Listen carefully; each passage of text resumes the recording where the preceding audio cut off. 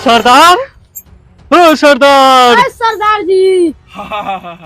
सरकार मुझ पे पूरे 50 लाख का इनाम धरे हैं। हमें रख ले। सरदार, हम सोना लूट के ले बानी। सोना लूट के लेने वाली। अब अपना दम पे मोबाइल सोना लूट के ले बानी। अब बखरा लगा दा, खड़ा हो जाई, नहीं तो लफड़ा लग जाई। जल्दी आबा। आ रहा हूँ। ना एक दोगलाई बोली ये अपना जान पर खेल के आने हम यार घर वाला से गान लेवे नहीं वाली।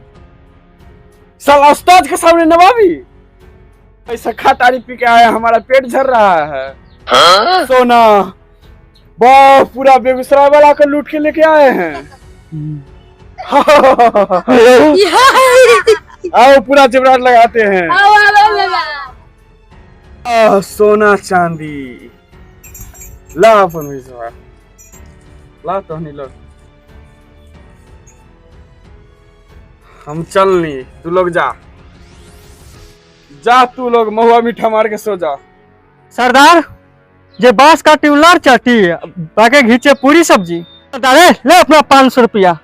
ए जा नवाबी बतिए बोलबे ज्यादा खत्मा दियो।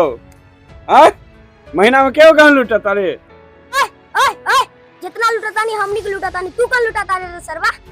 ले ले हमारी जरा दादा रे जनता।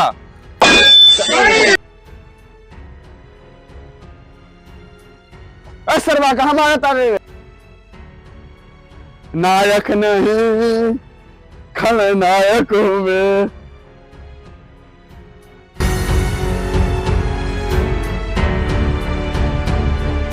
सरदार, हमनी के इतना दिन गिर गइल बा, सिगरेट छोड़ के बीड़ी पिया तानी।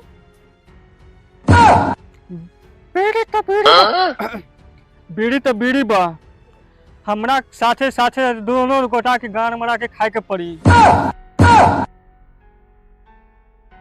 हमनी के कहला गामरा के खाना खा जाए, तू खा के खाना।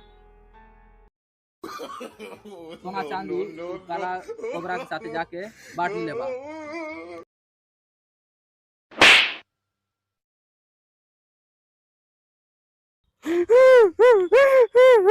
जे शाहरुख के तो हमें शकल न देखे सलाह के घर देखे के पड़ीला।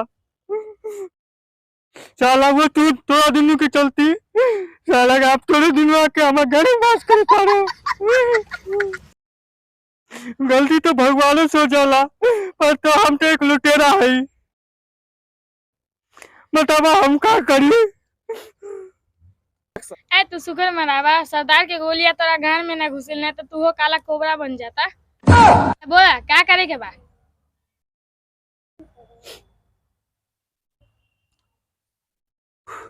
हमरा पास में वो दिमाग बा, तू सब आगे आबा।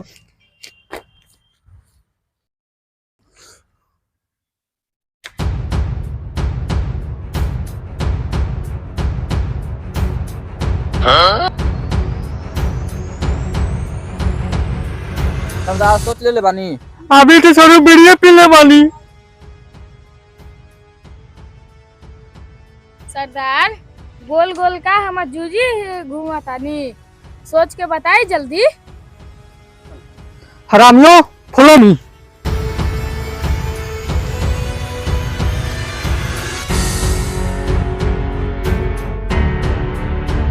सरदार इ तो केला के बगान में ले आली है, केला चुरावे के मन बा का?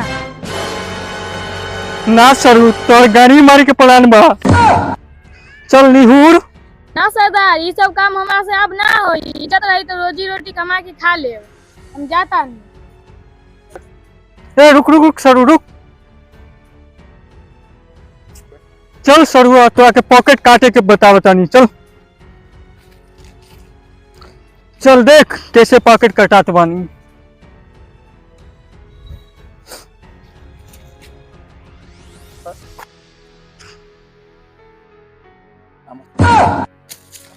देख ले कैसे पॉकेट काटने बानी, देख ले।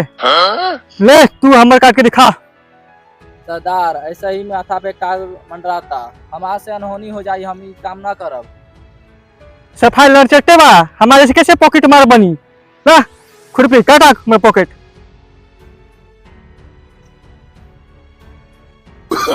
no.